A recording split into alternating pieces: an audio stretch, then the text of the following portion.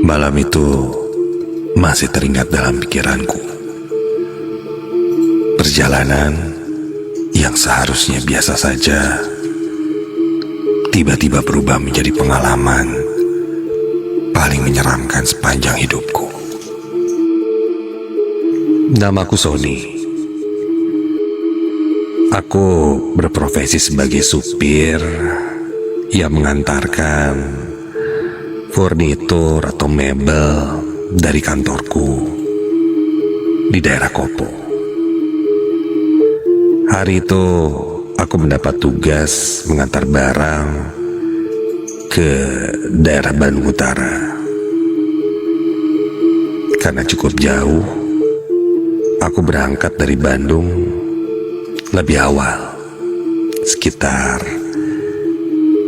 jam 12 siang, menggunakan mobil operasional dari kantor. Biasanya pekerjaan ini aku melakukannya bersama temanku. Namun karena dia sedang cuti, aku pun melakukan pengiriman ini sendirian. Cuaca hari itu cukup cerah dan perjalanan berjalan lancar. Kondisi jalan tidak terlalu padat, ditambah kalau bicara daerah Bandung Utara, pemandangannya sangat menyejukkan mata. Hingga perjalanan pun tidak terasa.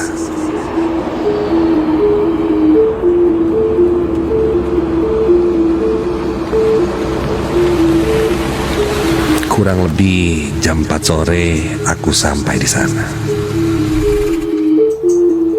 Sesuai prediksiku, jalanan tidak terlalu macet dan aku bisa tiba sebelum langit gelap. Setelah menurunkan barang-barang pesanan dan selesai itu, aku bersiap untuk kembali ke Bandung.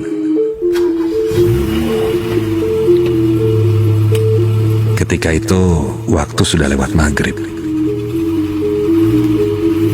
Aku segera balik arah pulang agar bisa sampai di Bandung tidak terlalu malam. Namun saat pulang ternyata kondisinya berbeda dari sebelumnya. Kondisi jalan sudah macet. Ya, terpaksa aku tertahan cukup lama di perjalanan. Ditambah ada perbaikan jalan dan sistem buka tutup saat itu.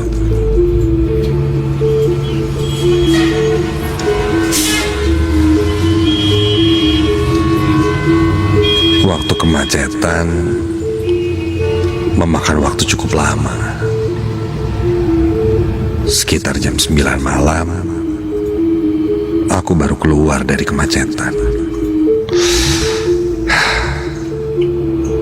Aku sedikit kecewa. Tahu gitu, ngambil tol dari tadi.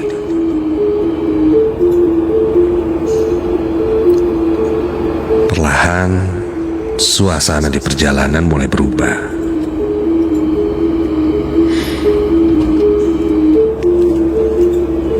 Kalau tadi siang terasa sangat indah perjalanannya, ketika malam malah sebaliknya.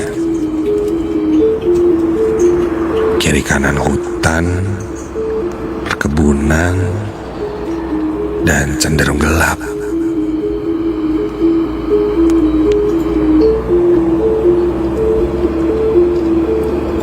Aku kurang hafal daerah sana. Aku hanya mengandalkan instingku saja. Lama-lama, lampu jalan semakin jarang. Pepohonan di kanan kiri, kulihat berdiri seperti bayangan gelap yang diam, namun terasa mengawasi. Saking sepinya jalan itu, suara mobilku terdengar cukup jelas olehku.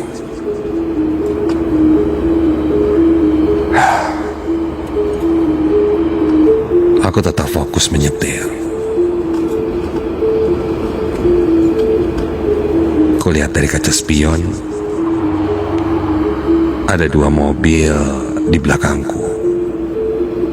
Dan ketika itu aku cukup merasa tenang, karena aku tidak sendirian di jalan itu.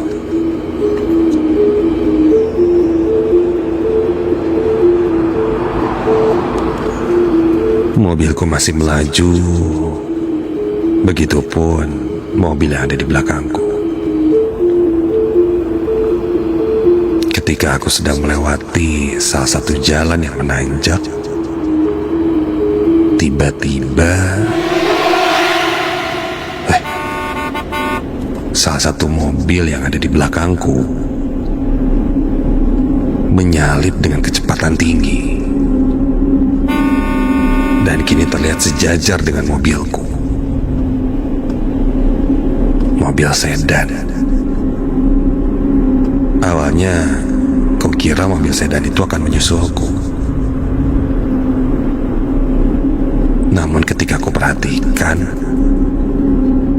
salah satu penumpang yang ada di mobil sedan itu tiba-tiba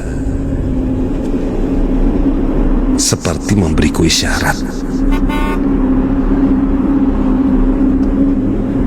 Kode entah apa itu yang aku tidak mengerti.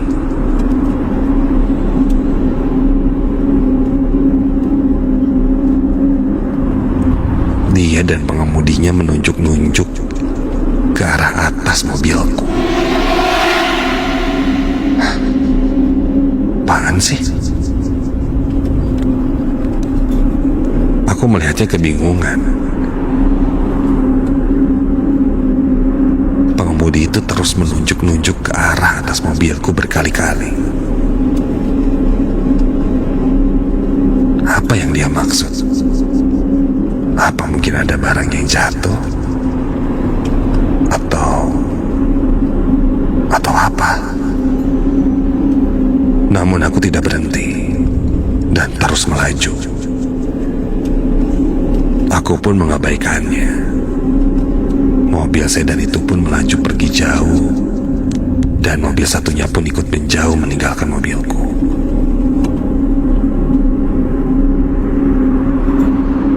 Setelah disusul, kulihat lagi ke belakang, tidak ada kendaraan lain.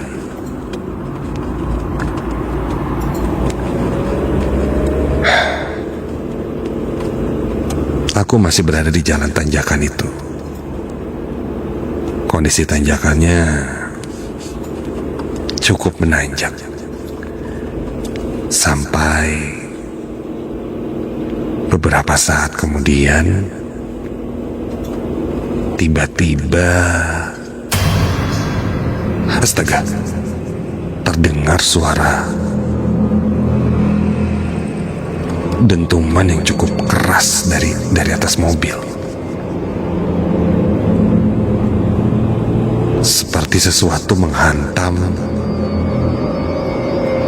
kap mobilku itu. Pukulan keras, bukan ranting, bukan batu, tapi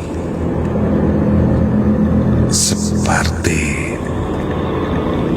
sebuah pukulan kepalan tangan dan mengetuk atau menggedor bagian atas mobilku itu dengan keras. Kontan aku langsung menepi, berhenti dan menyalakan lampu hazard untuk memastikan apa yang ada di atas kap mobilku itu.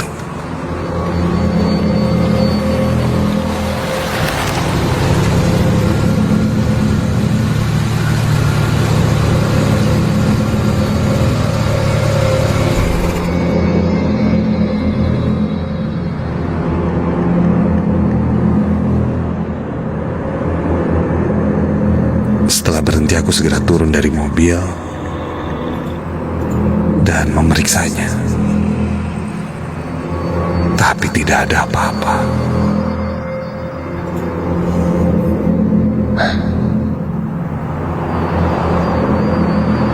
Nggak ada apa-apa kok.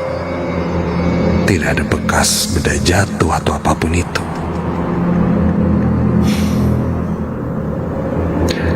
Aku coba menarik nafas panjang, coba menenangkan diri. Setelah itu aku pun segera masuk kembali ke dalam mobil dan melanjutkan perjalanan.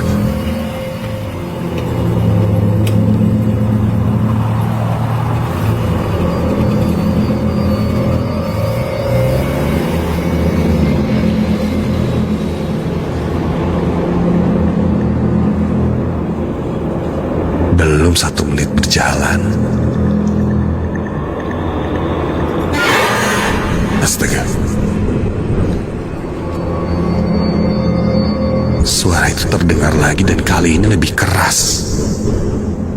Bukan hanya di atap, namun kali ini terdengar menghantam dari beberapa sisi.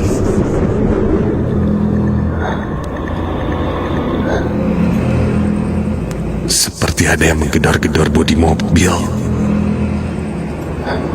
dengan tangan, namun jumlahnya banyak. Jantungku mulai berdegup kencang dan keringat dingin mulai mengalir.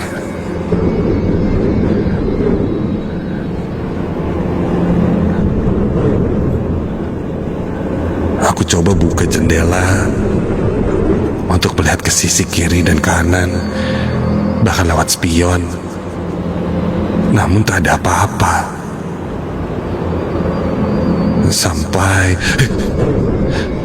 kali ini suaranya tepat di atas kepalaku. Kontan aku berhentikan mobilku.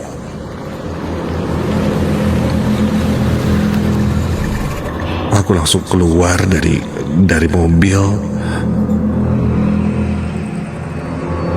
Setelah buka pintu, aku langsung melihat ke arah atap mobilku itu.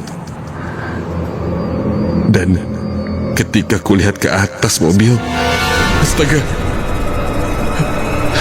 di atap mobilku itu kulihat ada satu sosok yang sedang duduk. Sesosok perempuan, tubuhnya tertutup kain putih lusuh dengan rambut yang panjang hitam menjuntai menutupi wajahnya. Kepalanya tertunduk diam dan kontan membuat badanku ini mematung. Dalam hati aku coba membaca doa seingat yang ku bisa. Kalimat demi kalimat pun aku coba keluarkan meskipun terbata-bata. Dan perlahan sosok itu mulai mengangkat kepalanya. Dan kini aku bisa melihat dengan jelas wajahnya yang terlihat sangat menyeramkan.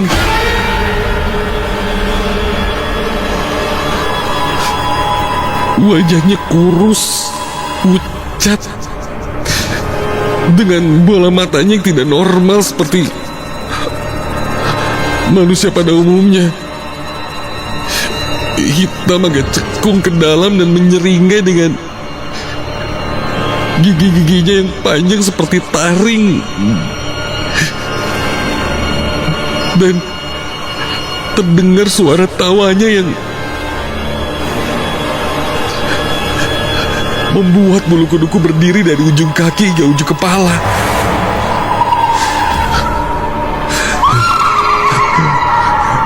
Mataku terus menatap sosok itu sampai dari kejauhan ada lampu mobil yang menyorot mobilku. Dan bersamaan dengan itu, sosok itu pun hilang.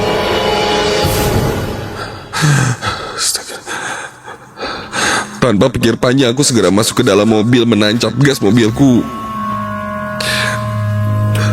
dan ingin segera cepat sampai ke Bandung.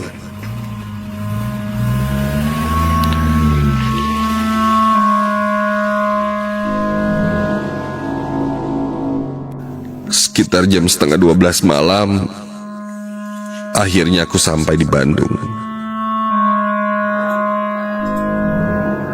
Setelah menyimpan mobil di kantor, aku segera pulang ke rumah.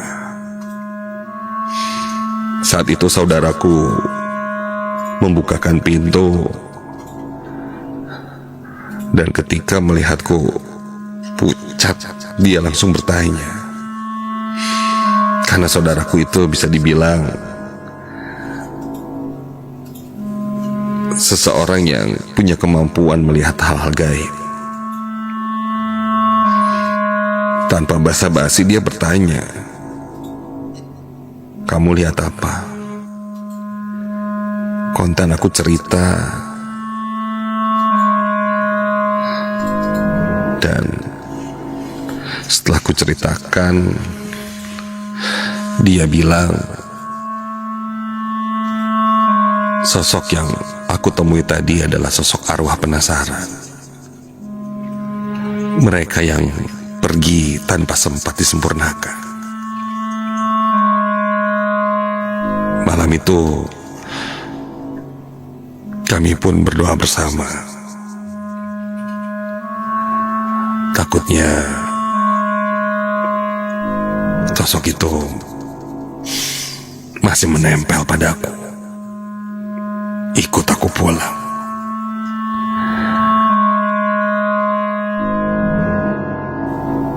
Aku pun mendoakannya dengan satu harapan agar sosok itu tidak lagi menumpang di perjalanan orang lain. Dan mungkin terlihat oleh orang lain seperti mobil yang menyusulku yang ternyata menunjuk ke arah atap mobilku. Karena mungkin mereka pun melihatnya.